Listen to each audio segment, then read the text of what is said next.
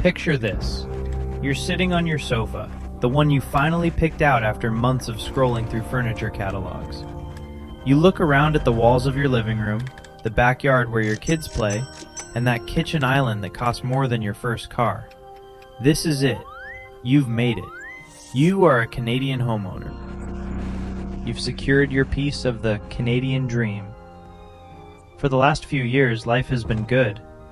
Your mortgage rate was a beautiful low 1.8% or maybe 2.2%. It felt like the banks were practically giving money away. You've been paying your bills, perhaps even seeing the value of your home skyrocket on paper, feeling like a genius investor. But as you sit there, something is ticking. You can't see it, and most of your neighbors aren't talking about it yet. But there is a massive, heavy, financial clock mounted right above your front door. And the time is running out. We are standing on the precipice of 2025, and for millions of Canadians, the calendar isn't just a way to track the days, it's a countdown to a financial explosion. This is the mortgage renewal shock, and it's about to hit the Canadian economy like a Category 5 hurricane. We aren't just talking about a slight increase in your monthly expenses, we are talking about a total restructuring of your life. We are talking about the moment the housing Ponzi scheme finally demands its pound of flesh. Welcome to the edge of the 2025 mortgage cliff. In the next 2 years, nearly half of all outstanding mortgages in this country are coming up for renewal. These aren't just numbers on a spreadsheet. These are families, young couples, and retirees who are about to see their largest monthly expense double or even triple overnight. But before we look at the wreckage that's coming, we have to ask the most important question. How did we get here? How did an entire nation of intelligent, hard-working people walk willingly into a debt trap so massive that it threatens to swallow our entire middle class? To understand the trap, we have to go back. Let's wind the clock back to the chaotic days of 2020 and 2021. The world was upside down. The streets were empty, and fear was the dominant global currency. But in the boardrooms of the Bank of Canada and the halls of the federal government, there was a different kind of fear, the fear of total economic collapse. Their solution? To flood the system with the cheapest credit in human history. They didn't just lower interest rates, they slammed them into the basement and welded the door shut. Do you remember the messaging? It was everywhere. Our central bankers looked into the cameras and told us with total confidence that interest rates are very low and they're going to be there for a long time. They encouraged us to borrow. They told us to buy that house, to move to the suburbs, to upgrade our lives because money was free. It was a siren song that no one could resist. If you were a renter, you felt like a fool. If you were a homeowner, you felt like a king. The fear of missing out, or FOMO, became a national epidemic. People began bidding $200,000 over asking prices for bungalows in cities they'd never visited. Why not? When the interest rate is 1.5%, a $1 million mortgage feels like a bargain. The banks were more than happy to help. They loosened the requirements, they stretched the amortizations, and they whispered in our ears that real estate in Canada only goes up. It was the perfect environment for a trap. We were lured in with the promise of permanent cheap money, and we signed our names to the largest debt obligations in the history of this country. But here is the truth that no one wanted to hear back then. Low interest rates are a drug. And just like any drug, the high feels amazing, but the withdrawal is agony. We were injected with a massive dose of artificial affordability. We bought homes we couldn't actually afford at normal interest rates, based on a promise from a government that low rates were here to stay. We weren't buying houses, we were buying into a fantasy. And now, as 2025 approaches, the lights are coming on, the music is stopping, and we are realizing that the quote-unquote cheap money era wasn't a new reality. It was a bait and switch.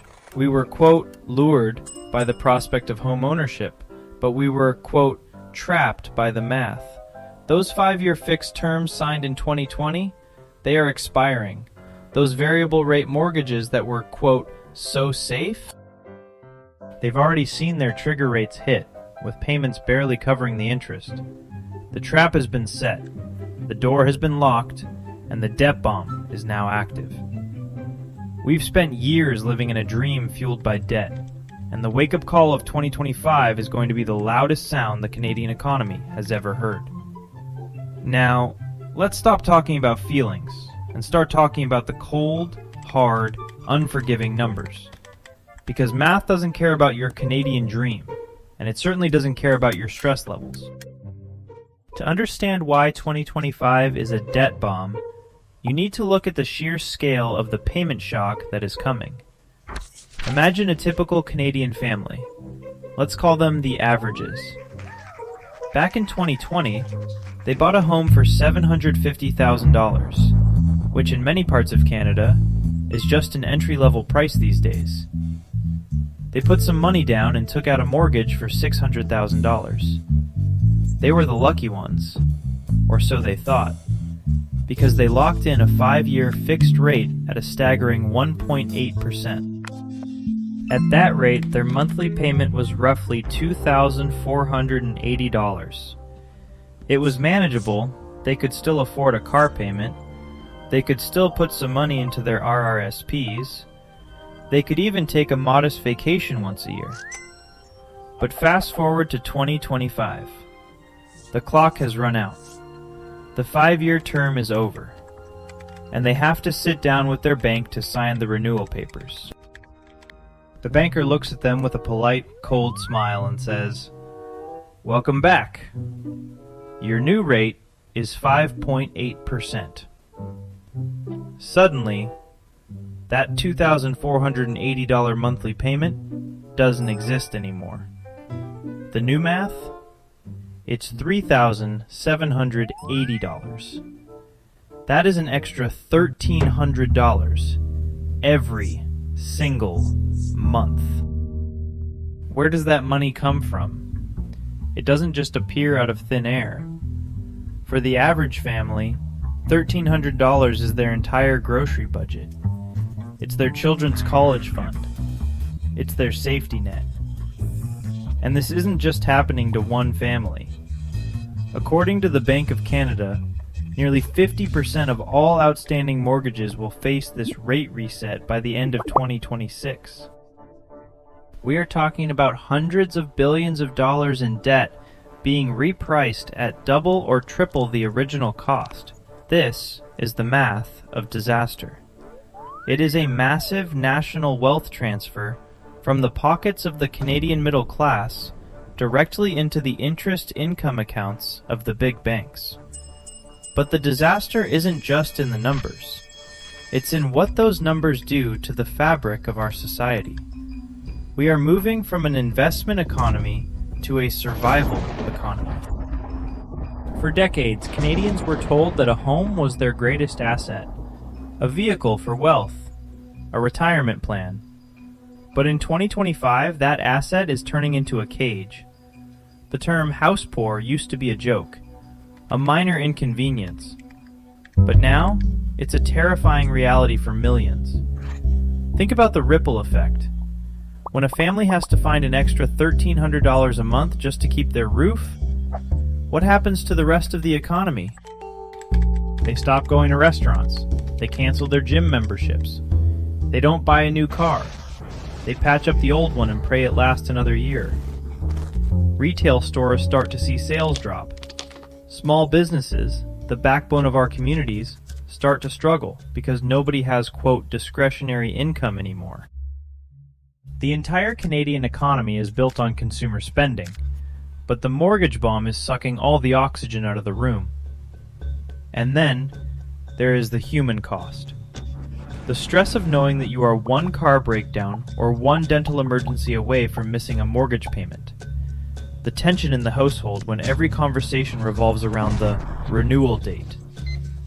We are seeing record numbers of people visiting food banks, not just the unemployed, but people with full-time jobs, people with mortgages. They can afford the house, but they can't afford the food. They are literally eating their equity. The psychological toll is immense. The Canadian dream was built on the idea of stability, but 2025 is bringing a wave of instability that we haven't seen in generations. We are seeing a generation of young parents who did everything right. They went to school, they got good jobs, they saved for a down payment, and now they are being punished for it. They are trapped in a system that encouraged them to take on massive debt, and then change the rules of the game midway through. This isn't just a financial crisis. It's a crisis of faith. When people feel like they can no longer provide a basic life for their families, despite working 40 hours a week, the social contract begins to crumble. As we head into 2025, the question isn't just, can we afford our mortgages? The question is, can we afford the society that these mortgages have created? So, after looking at the math and the misery, we have to ask the ultimate question. Is there a way out of this? Can we defuse this debt bomb before the countdown reaches 0 in 2025? Or are we simply waiting for the explosion? The truth is, the people in power are trapped in a corner of their own making. If the Bank of Canada aggressively cuts interest rates to save the homeowners, they risk reigniting the fires of inflation.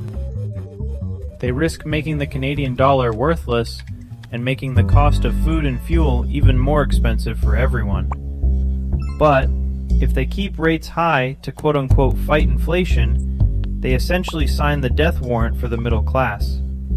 It is a choice between a slow, painful burn or a sudden catastrophic crash. Some people hope for a, quote, government bailout. They hope that the federal government will step in and subsidize mortgage payments or extend amortizations to 90 years. But let's be honest, a bailout isn't a solution. It's just moving the debt from your pocket to the national balance sheet. It's asking your children and grandchildren to pay for the housing Ponzi scheme of the present. And even then, how do you bail out millions of people without breaking the entire financial system? The reality is, there is no painless way out of a debt bubble this large. We have spent decades building a house of cards, and now the wind is starting to blow. We might see a wave of forced sales, where families finally realize they can no longer carry the weight and are forced to give up their keys. We might see the big banks becoming the largest landlords in the country, as they take back properties they never should have financed in the first place. This is the great reset of the Canadian housing market, but it won't be the kind of reset that helps the average person. It will be a reckoning, a moment where we finally have to admit that you cannot build a prosperous nation by simply trading expensive houses back and forth to each other with borrowed money. As we approach 2025, the mirage is fading. The era of free money is dead, and the era of consequences has arrived. If you are one of the millions facing a renewal, now is the time to be brutally honest with your finances. Don't wait for a miracle from Ottawa, and don't expect the banks to have a heart. They are businesses, and their priority is their bottom line, not your family's stability. This video isn't meant to scare you. It's meant to wake you up. Because the only thing more dangerous than a debt bomb is being asleep when it goes off. We are entering a new chapter in the Canadian story, one where the dream of homeownership is being replaced by the reality of survival. The question is, what are you going to do when the clock hits zero? Thank you for watching this deep dive into the 2025 mortgage shock. If you found this analysis helpful, or if it made you think twice about the current state of our economy, please hit the like button. It helps us fight the algorithm and get this message out to more Canadians who need to hear it. Are you worried about your mortgage renewal? Do you think the government will step in, or are we on our own? Let me know your thoughts and your stories in the comments below. I read every single one of them. And if you want to stay informed about the hidden truths of the Canadian housing market, make sure to subscribe and turn on the notification bell. The explosion is coming. Don't be caught off guard. Until next time, stay vigilant and watch your debt.